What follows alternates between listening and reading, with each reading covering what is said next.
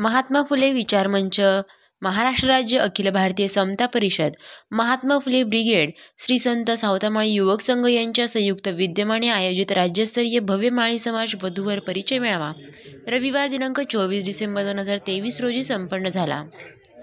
वधूवर पाल्यासह नावनोंदणीसाठी उपस्थित होते। यावेळी सामाजिक क्षेत्रातील उल्लेखनीय कार्य खंडूशेठ भूकन, शेतीतज्ञ राहुल दत्तशेठ गडगे, प्रशासकीय अधिकारी सुचिता खोकले, उद्योजक शंकरशेठ गडगे, सामाजिक कार्यकर्त्या मंगलताई शेवकरी यांना पुरस्कार प्रदान करण्यात आले। मलेशिया ऑलिम्पिक वेटलिफ्टिंग स्पर्धेत वैष्णवी डोके हिला सुवर्णपदक प्राप्त झाल्याबद्दल तिचा सत्कार करून पुढील वाटचालीस हातभार म्हणून महात्मा फुले विचार मंच यांच्या वतीने 21,000चे रोख स्वरूपात मदत करण्यात आली। यावेळी सांगली उपजिल्हाधिकारी दीपक शिंदे, माजी मुख्य कार्यकारी अधिकारी सुखदेव बनकर, कृषीभूषण कृषीरत्न अनिल तात्या मेहर, आंबेगाव गटविकास अधिकारी अर्चना कोल्हे, महाराष्ट्र राज्य मराठी पत्रकार संघाचे सरचिटणीस डॉक्टर विश्वासराव आरोटे यांसह अनेक मान्यवर मोठ्या संख्येने उपस्थित होते। लेण्याद्री देवस्थान ट्रस्ट अध्यक्षपदी निवड झाल्याबद्दल संजय ढेकणे, तर वकील बार असोसिएशन जुन्नर अध्यक्षपदी हेमंत भास्कर यांची निवड झाल्याबद्दल त्यांचा सत्कार यावेळी करण्यात आला। हरिभक्त परायण विशाल महाराज गडगे यांनी लिखित श्री संत सावता दर्शन व महात्मा फुले काव्यदर्पण काव्यसंग्रहांचा प्रकाशन सोहळा हरिभक्त परायण सुदाम महाराज बनकर व हरिभक्त परायण फुलसुंदर महाराज यांच्या शुभ हस्ते संपन्न झाले। कार्यक्रमाचे आयोजन महात्मा फुले विचार मंच अध्यक्ष सचिन वराडी, कार्याध्यक्ष आत्माराम संते, सचिव हेमंत कोल्हे, खजिनदार शिवदास विधाटे यांच्या मार्गदर्शनाखाली संपन्न झाला। या कार्यक्रमाचे प्रास्ताविक आत्माराम संते तर सूत्रसंचालन मंडलिक सर यांनी केले। 271 वधूवर यांची नावनोंदणी यावेळी संपन्न झाली। याचा विचार करणं सुद्धा अतिशय गरजेचं आहे। आपल्या समाजामध्ये तेवढ्या तोडीची मुलं मुली नाही आहेत का, याचा विचार सुद्धा करणं गरजेचं आहे। परंतु मी तुमच्या आमच्यावर माझ्यावर वैयक्तिक सुद्धा मी समजू शकेल त्याला कारणीभूत सुद्धा आपण आहोत। आपल्या मुला मुलींना योग्य त्या वेळेला त्यांचं लग्न लावून देणं, योग्य त्या ठिकाणी सोयीसाठी आपण वेळ देणं आणि मुला मुलींना समजून सांगणं हा सुद्धा महत्वाचा भाग आहे। समजून सांगत असताना मी एवढं पुढे जाऊन सांगू शकेल, दिवस बदललेले आहेत। महिलांनी मुलींना मित्रत्वाच्या नात्यानं आपल्याला जवळ केलं पाहिजे, मुलाला सुद्धा मित्र म्हणून आपल्याला जवळ केलं पाहिजे। पुरुषांनी सुद्धा मुली तर अतिशय जवळच्या असतात, मुलीला मैत्रिणीसारखं वागून तिला योग्य काय अयोग्य काय सांगण्याची आपल्यावर जबाबदारी आलेली आहे। आपण योग्य वेळेला या गोष्टी सांगितल्या नाही, आपण तेवढं मनमोकळेपणाने जर बोललो नाही तर काही चुकीच्या गोष्टींना सामोरं जावं लागतं। तुम्ही म्हणाल की आता समाज पुढे गेलाय, तुम्ही हे बाकीचं कशाला सांगता, परंतु नाही, थोडंसं आपण पहिला समाजामध्ये सुद्धा विचार करा।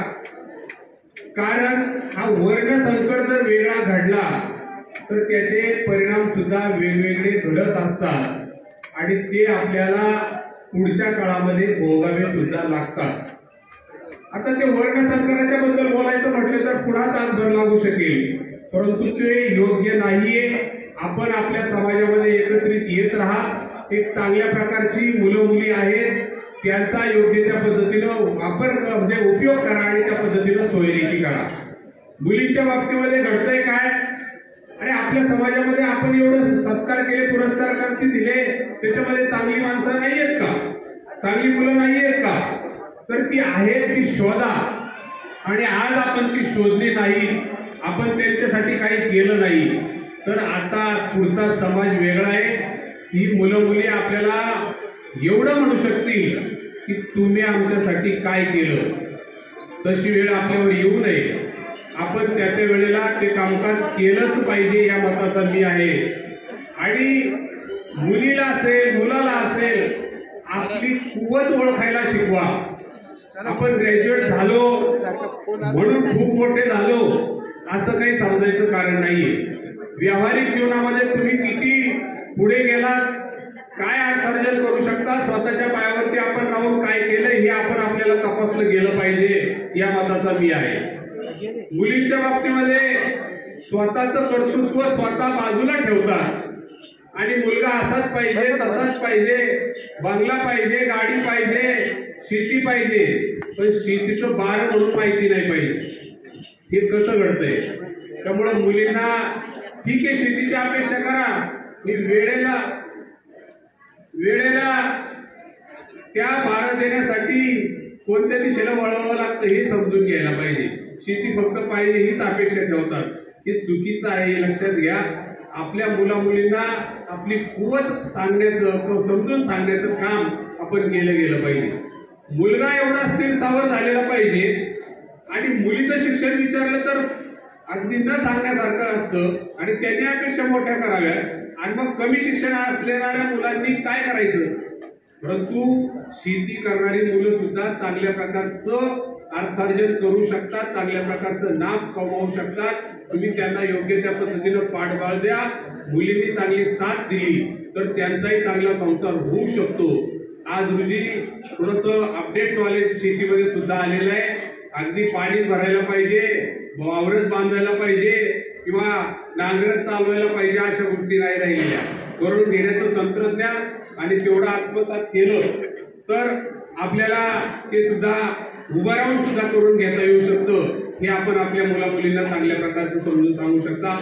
किती बोललं तरी कमीच होईल, परंतु हे जे मेळावे घ्यावे लागतात आणि त्यामधून आपल्याला जे काही प्राणायाम करावं लागतंय, थोडक्यात द्रविडी प्राणायाम करावं लागतं, हे न घडता आपण आपल्या पद्धतीनं आपल्या सोयऱ्याधाऱ्यामध्ये जरा चांगल्या प्रमाणे जावं, बसावं, उठ बसावं, आपल्या मुला-मुलींची चांगली ओळख करून द्याव्या. आज रोजी मुलींचं या ठिकाणी उपस्थित होण्याचं प्रमाण कमी आहे, हे खेदाने सांगावं लागतं. मुली इतर ठिकाणी भरपूर बोलतात, नकार द्यायला पार लग्न होईपर्यंत नकार देऊ शकतात, अशी परिस्थिती असते. मग तुम्ही तुमची बाजू मांडण्यासाठी, तुम्ही तुमची ओळख करून देण्यासाठी इथपर्यंत काय येऊ देऊ शकत नाही. आईला सांगताय तुम्ही बायोडाटा घेऊन जा, तुम्हीच तिथं मारा, तुम्हीच तिथं सांगा, हे बरोबर नाही. कुठंतरी तुम्ही तुमचं कर्तृत्व दाखवा, तुमचा निश्चितपणे चांगल्या प्रकारचा विचार होऊ शकेल. असो, मी अधिक न बोलतोय.